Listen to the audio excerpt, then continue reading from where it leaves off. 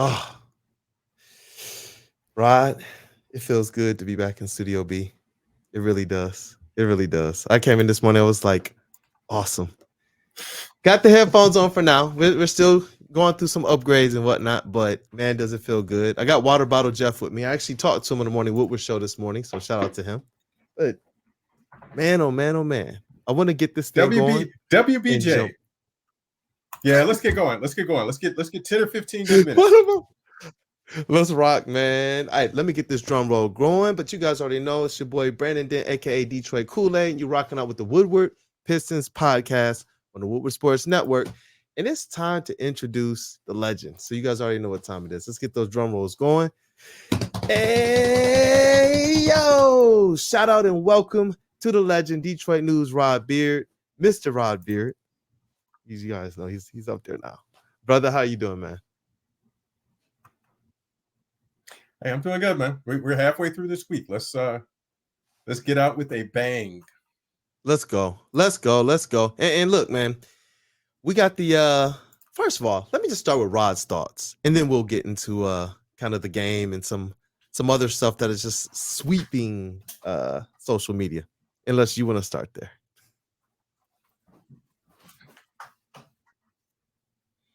No, I'll do a quick one. We back with basketball now. It's been feels like it's been a long off season, but we actually have basketball to watch. I think I was just up last night and just turned on the TV and I'm like, wait a minute, Denver's playing? Denver Phoenix? Okay, yeah, we back in full season right now. Basketball's back. It's a Oh, looks like it's breaking up just a little bit. We back if I can watch Denver Phoenix right now. Yes. I'm glad, man. And we're back as well if Piston fans are tearing social media a new one right now, yo. It's crazy right now, but I loved it, man. Being in the arena, being at LCA, sitting next to Mr. Rod Beard for the game. It was awesome perspective. It's always cool to kind of sit with some of these basketball minds and see the game kind of through their eyes. That was fun for me, man. That was really, really fun. And I thought that we saw some good things as well from this squad. We said we would save it for now. Obviously, it's preseason. They're working on things. It's going to look rusty, and they're still a young squad. But overall, one of the players that honestly impressed me the most in that game was Jaden Ivey, who is the hot topic right now, man. I thought Jaden Ivey was his game just seems more mature now. His demeanor seems more mature. You know, the times we got to speak to him at Woodward Park basketball dedication, a couple times I got to speak to him at training camp. He just seems ready forever, and he just seems to be like this aspect of a team player. And the reason why that matters to me is because I had a feeling that there were going to be some shakeups. I didn't know what was going to go on. I'm not going to sit here and say I knew that we would see Jaden Ivey coming off the bench because personally I want him to start. But I can't question Monty Williams and the type of coach that he is and the type of coach that we know he's going to be for this team. I can't do that. We don't know what's going on right now because he said that this isn't the final lineup. He said that he's still going to let those people know what the deal is. But when I watched that breakthrough documentary, we talked about it extensively on here about the type of coach we're going to get with Monty Williams and looking back on the past. He checks egos at the door. He's going to do us for the best of the teammate. We said this before. Bro, we said this just last week, the week before, and the week before. He breaks this thing down and says there's no starters. Even though I said this too, even though we know people are going to earn these spots, even though there's some guys that we know are probably going to still, hey, Cade is going to be one of those starters. You told me a long time ago, listen to what they say. He's come in, he has said it succinctly, he is following through on what he said, and I believe ultimately the team is going to be better for that. But I did want to get your thoughts on the whole Jaden Ivey and potentially off the bench for this squad. 3 words. It's the preseason. I'll add a 4th word. Chill. It's the preseason. Chill. Wait, what? What? Did Jaden Ivey look bad? Bro, it could be absolutely, and he could have been late for a practice. Who knows? And who cares? Why do y'all care so much? That I said this during the game. Heat. Rod is bringing heat. You can't take a lot from this game because it's Phoenix. You know, KD and Book were out there. You can't take a lot of this game because it's the first preseason game. KD, Book, and Bill. Bill didn't even like show out. Like he like, I'm here. If you're taking attendance, I'm here, but he didn't really do hood rat stuff. But to look at one data point and say anything from that game the one thing I will say is Cade looked, there's a marked difference with Cade. That you can take that to the bank. That's the one sweeping sort of that I can take from that game. This team looks different with Cade on the floor because those pick and rolls look different. And he's just throwing pocket bounce passes to the roller like me and you are walking down the street, just normal stuff. And it's so normal and so natural for him to do that. But don't look at this and say, hey, Marvin Bagley is going to be that deal, because it's one game. It's one game, and that's against the second and third units when you didn't have regular rotations and the starters didn't come back in. Obviously, KD and Book in a normal game would have come back in the second half at some point.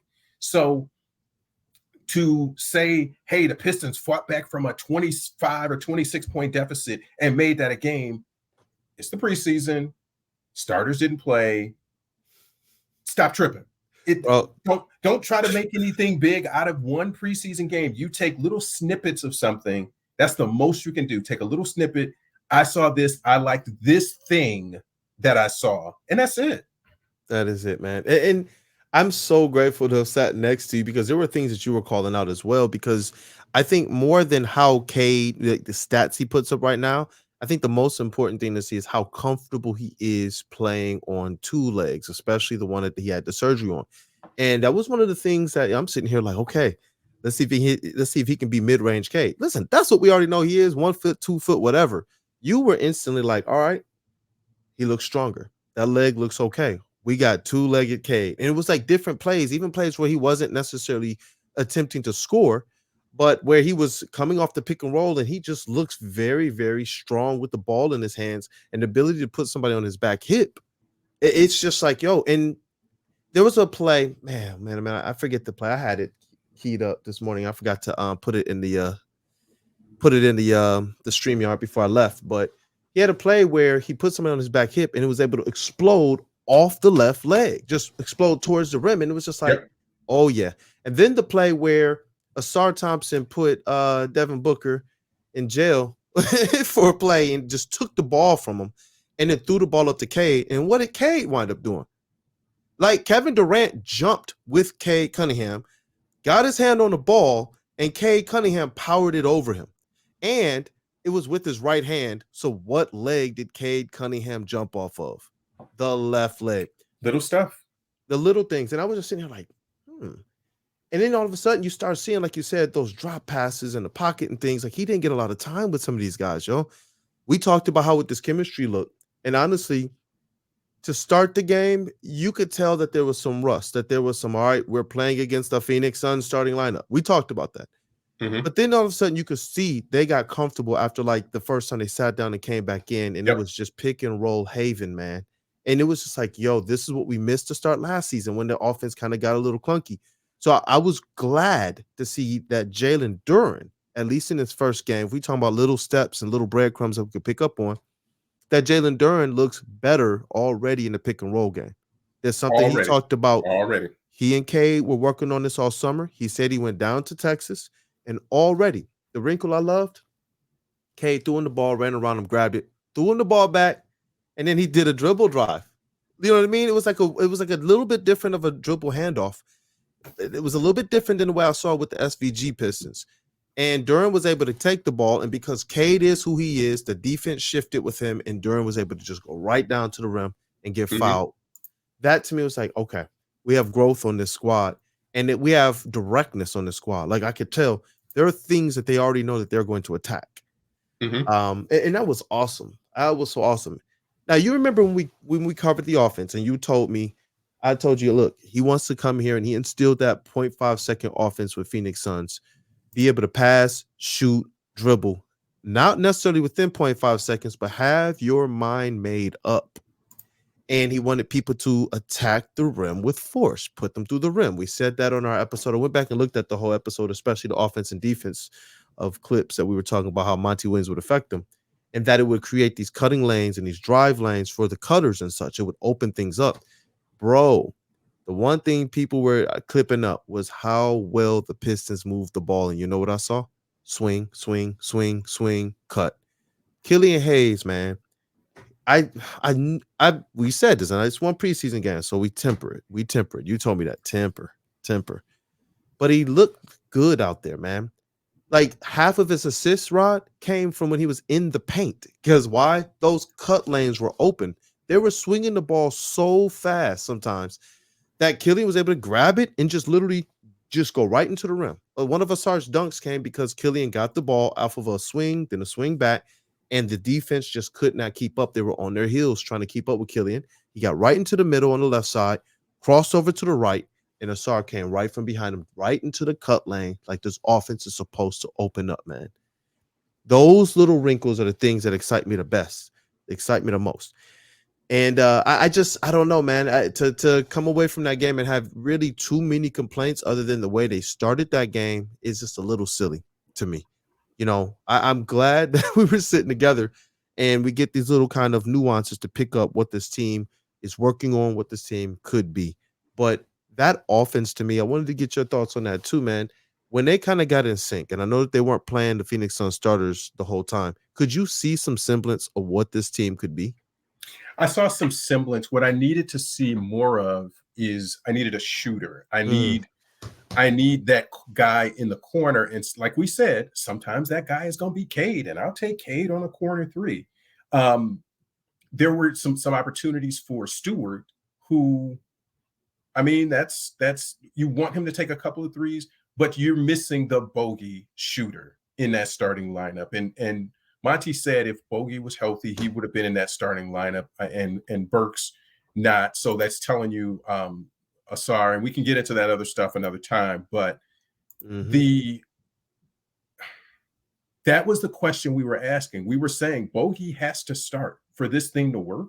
Bogey has to start. What we didn't kind of plan on is that Asar and Ivy would be the decision that maybe is getting made here.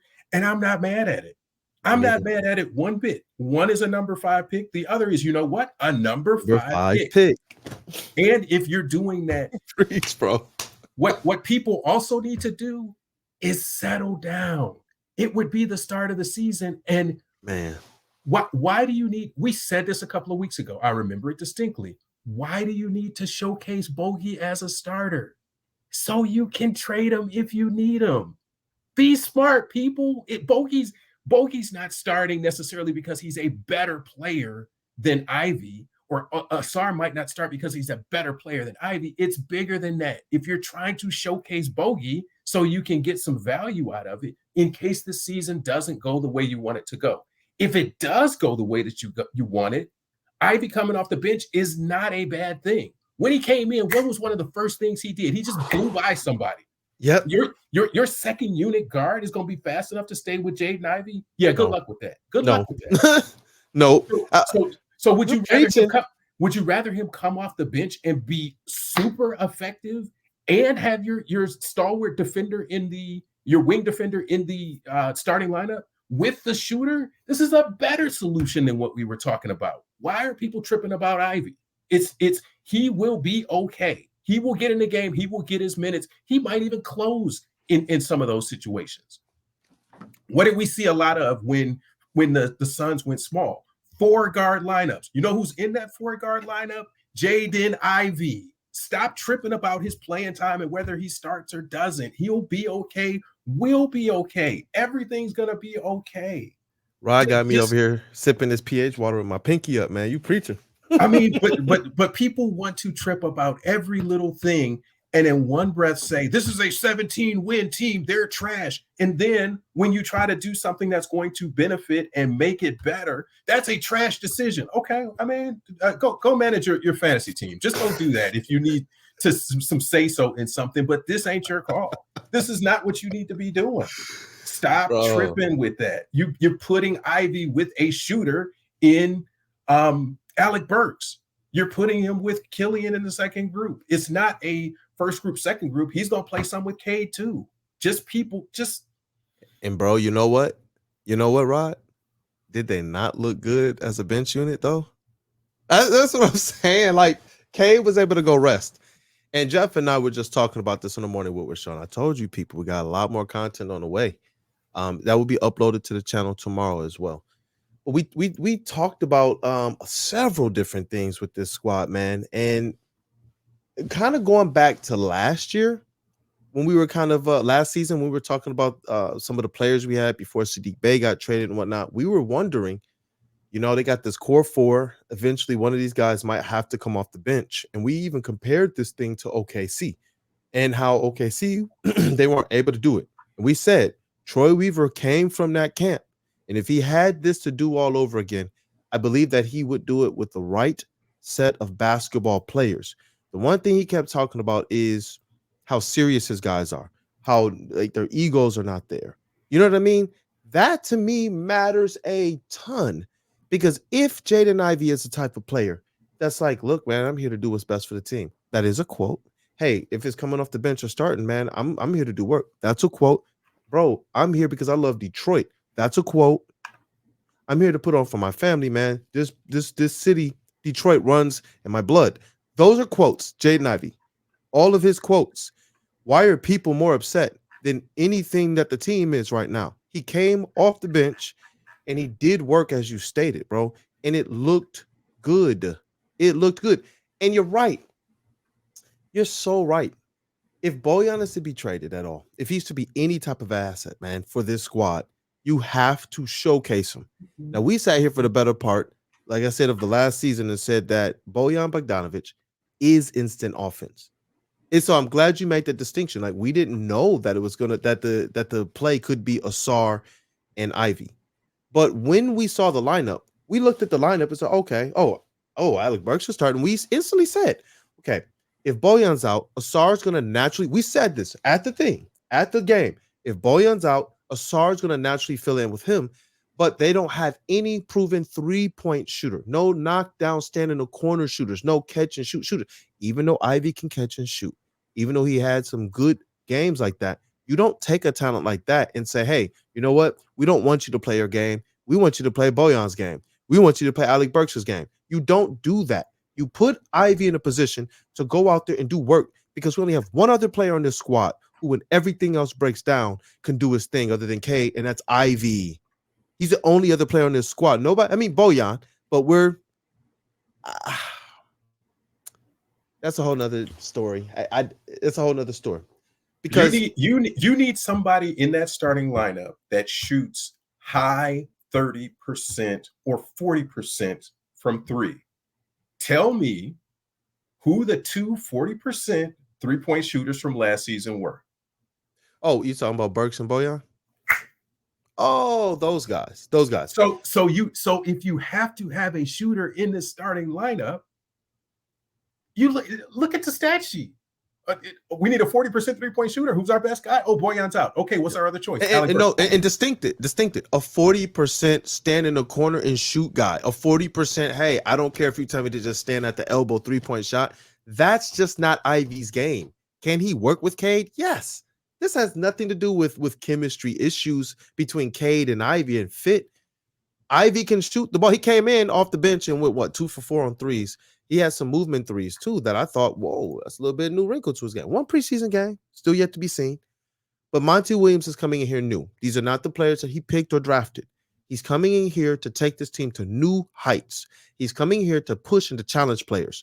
Man, the first question I was able to ask Monty Williams was as a follow-up to a statement he had made the day prior. And it was on, hey, yeah, I'm stressing and pushing these players. I'm probably aggravating and agitating them a little bit. They're a little mad with me.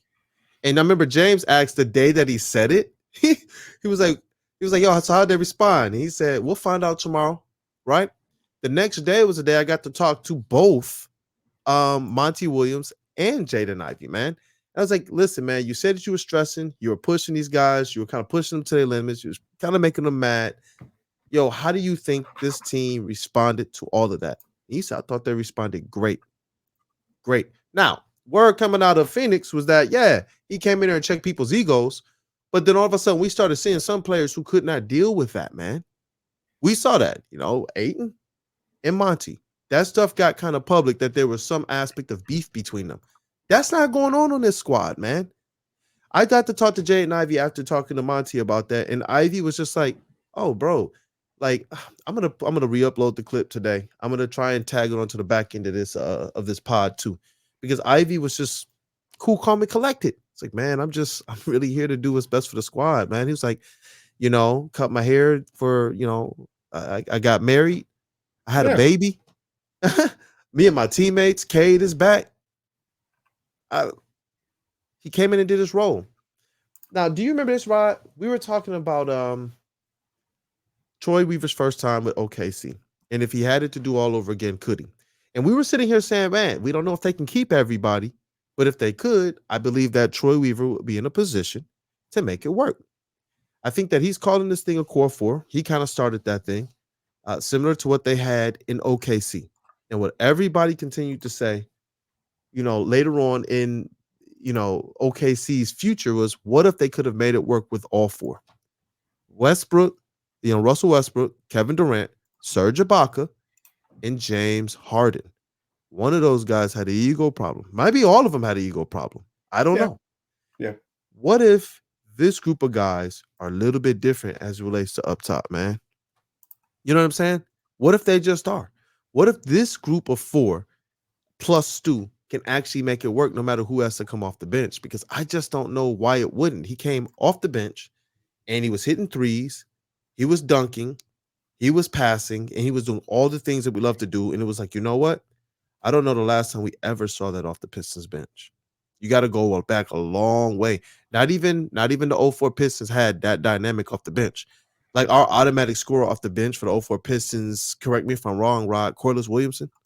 Yeah, McDyess kind of. Yeah, and that was the next year. That was 05. Next year, he filled that role. So you're right. We had Corliss Williamson that first year, and then McDyess that second year. And they were both bigs. Our guards were Lindsey Hunter and Mike James. They were really good defensively, really good offensively, but they were not anything that Jaden Ivey is. When I look at Jaden Ivey and we talk about Monty Williams and whatnot, I think about the aspect of Greg Popovich and if Ivey is to come off the bench, Manu Ginobili. You talk about serious, no-ego basketball players who knew we just want to win championships. We want to be the best team, period. We want to have a system that works, and that system starts with coach knows best, especially if he's a proven coach. Man, oh man. I believe that when this thing all shakes out, I'm tending more towards what you were saying earlier. Showcase Bojan, but if this thing just proves to be that great fit, then you roll with it, man. You roll with it. Ivey's gonna get his minutes. He's gonna get his time. I believe he and Cade are gonna have times where they're just in there together, going to work on both ends of the floor, man. I really do. I liked what Cade's defense looked like. I like the steps that it looked like Ivey took on defense as well. Obviously, he still needs to take some steps forward, but man, the people kind of overreacting to Ivey coming off the bench for one preseason game due to potentially injury and anything else behind the scenes is just crazy. Yeah. But all right, brother, I got to roll, but it's always a pleasure. And I think we made some good points today. And I hope people kind of take that to heart, that it is a preseason game, but it is also just take one little snippet from this. Don't try to make this reserve. This is his bench unit now forever. No, it's not.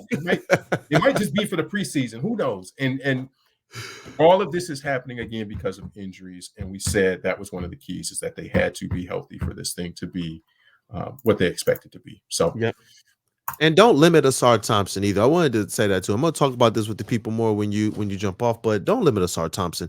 If he's proving, like he said, I could play the 1 through 4, I'm gonna surprise people. And it seems like, hey, bro, we're here for each other. They're looking side by side and they're saying, all right, for what's best for the team, that should be what excites you. Ivy is not complaining. Ivy has said before this, when we all walked into the gym and we were wondering, should we put out the videos and pictures? Yeah, we put it out because it's what we do. We report. And everyone is, it's the bench unit. Ivy was like, bro, those are my brothers. What are y'all talking about? As if the bench is not his brothers any more than the starters. These guys are all here to do what's best for this squad. But like Rod, man, Rod's best. He's here to do what's best for this squad, man. And I love that. Let me get you drum rolled out of here. I appreciate your time as always. Any last words, brother? Who hit that corner three? who hit the tying corner three? I mean, as a he needs some self-realization to say nobody wants preseason overtime basketball, but yes, it was for 2 seconds. Yes, it was cool that we were like, yay! It's like, not so much. That's all I got for you. Let's get this drum roll going, man. I love this stuff. Hey, yo, shout out to the legend Detroit News, Rod Beard. Brother, as always, thank you for your time, man, and blessings to you today. Appreciate you. Yes, sir. Till next time, Rod. All right, we'll see. Yes, sir. All right, now listen, we got to talk about Asar Thompson because that's the other aspect to this right now. Listen, if you go to the team and you're coming in saying no egos, no egos, no egos, then the one thing you want to see is when a coach comes in that has championship pedigree, that has pedigree of taking teams from one place to another, the one thing you want to see is the team respond to that in the right way. We don't know if Ivy's being tested. We don't know what these lineups will be. It could be Stu off the bench. It could be Ivy off the bench. It could just be Cade and Ivy starting.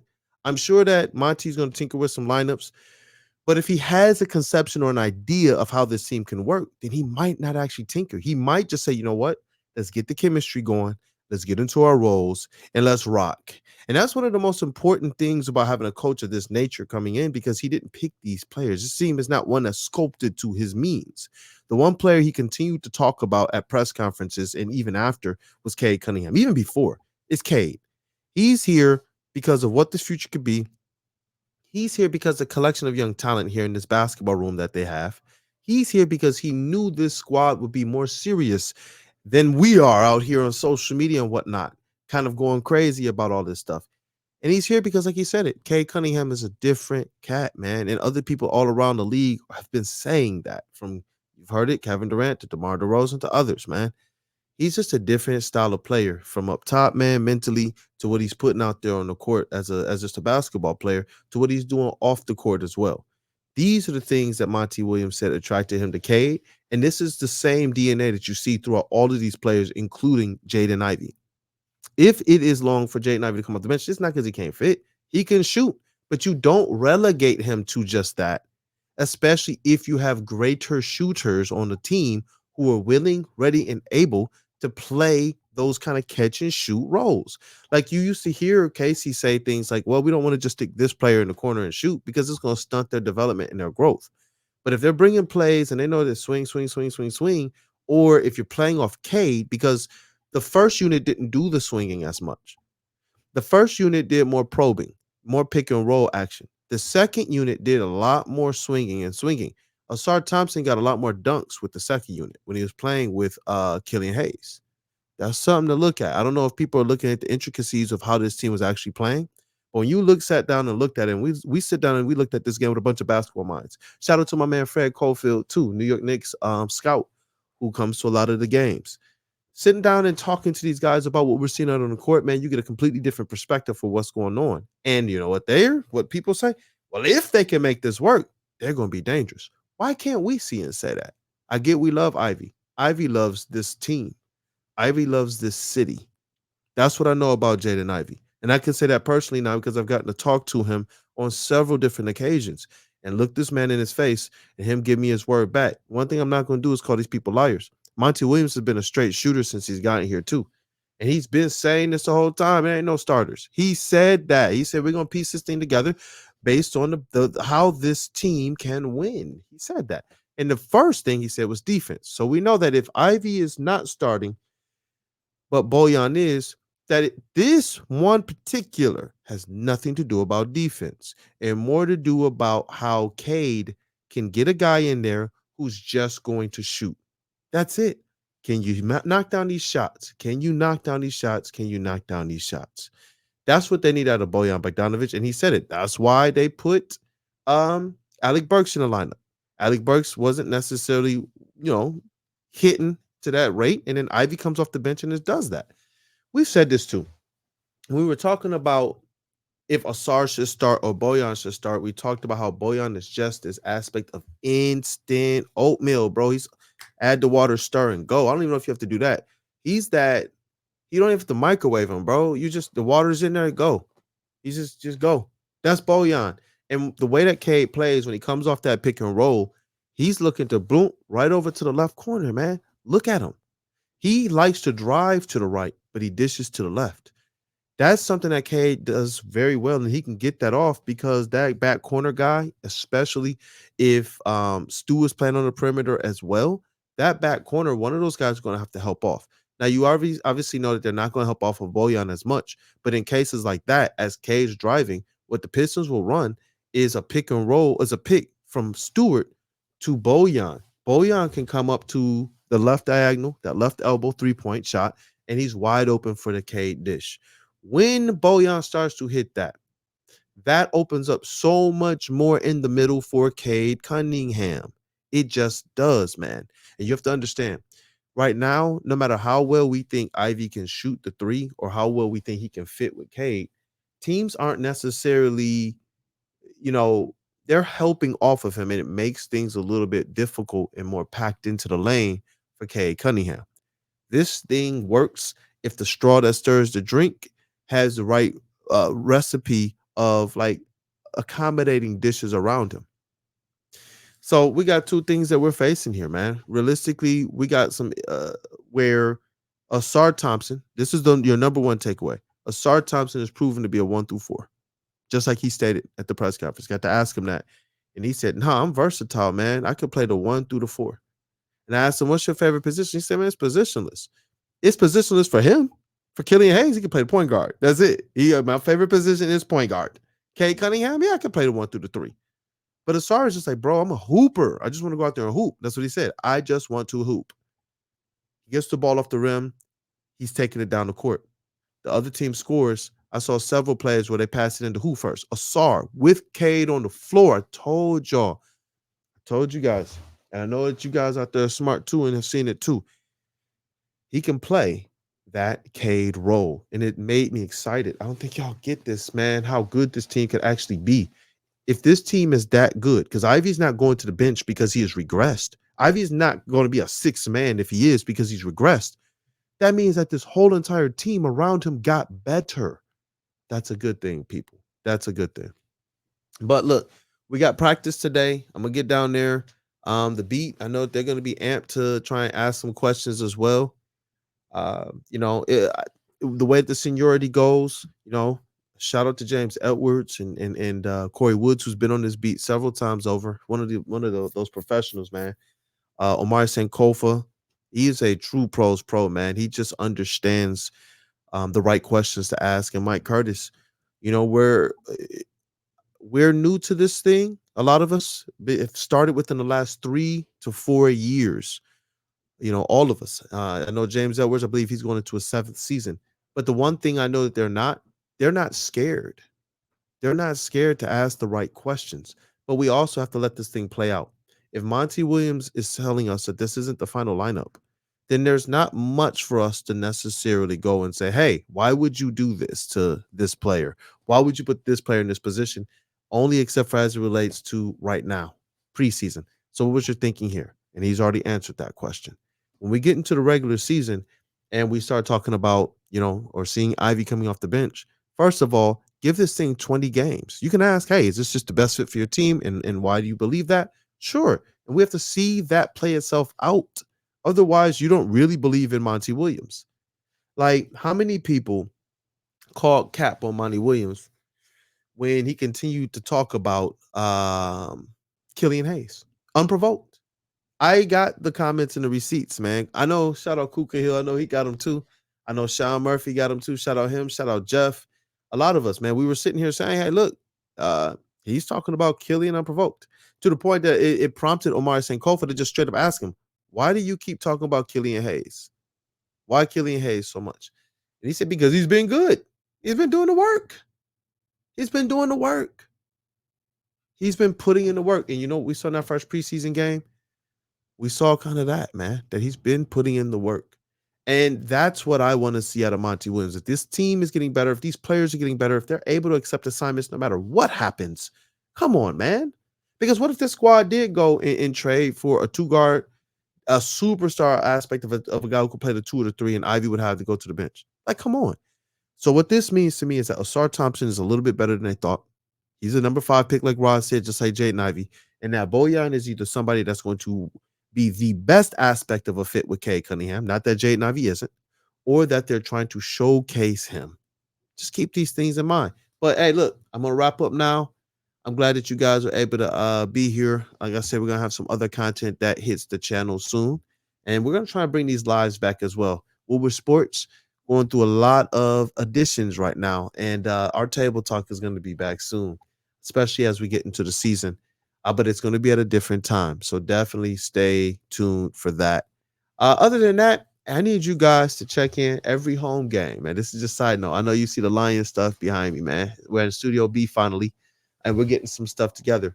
But I need you guys to check in with us at the VIP Lions tailgate, man. It is one of the most fun things ever. You know, shout out to Jeff. He hosts the show from the studio. And then our crew, let me make sure I say these guys' names, man. Noah, Brady, Lucas Klotz, myself. I wonder if I'm forgetting anybody. I don't think I am, but I know Ryan sometimes is down there with us and other people. Listen, we go down there, we have a fun time. We set up, we do the show, we get the content with the fans. Over 1,000 people come into that Shed 5 down at Easter Market. And we get out and get some content with all of the hundreds. It seems like it's probably well over 1,000 people out there as well that are tailgating in the RVs and in the parking lot and such. It's just a great time, man. You know, people out there talking about the Lions, people out there talking about the Pistons, talking about our sports teams. A lot of food and a lot of good times, yo. It really is. But I think that's a wrap for this show. I'm going to start being a little bit more consistent. If you guys would appreciate a cooler talk, and that's Kool-Aid, just giving you 10 to 15 minutes every single day where we talk about something pressing, and I'm thinking about doing that live. It will be at like 7 o'clock, at least 2 to 3 days a week. And I want to try and push that out to 5 days, 7 a.m. Just let me know. I'm also thinking about seeing if we can do that potentially at 7 p.m. on certain other days. But just put in the comments if you would appreciate that. I'm going to try and also get a band of my friends and people on the beat to try and join some of these as well, as we got some stuff, man. Kool-Aid and the Murph, Jeff I, Freddie, and myself upon some other good things that are in works, man. So just stay tuned. I appreciate the support. I appreciate all of you all for kind of dealing with us. You know, Rod and I'm sure we're a pretty unbearable bunch. But you guys have been awesome, and it's the reason why we continue to push and continue to do this. Again, I do a lot of Woodward Sports, as a lot of people here, but my Pistons coverage is a labor of love. It honestly is. It's for this community. It's for this community. I'll leave it there, man. Look, I love you guys. Straight up, man. God bless everybody. You've been rocking out with the Woodward Pistons podcast on Woodward Sports Network, and I'm one of your hosts, man, Brandon Dent, aka Detroit Kool-Aid. And I'm going to catch up with you guys next time. Hopefully I can get some content up from practice today as well. So, all right, y'all.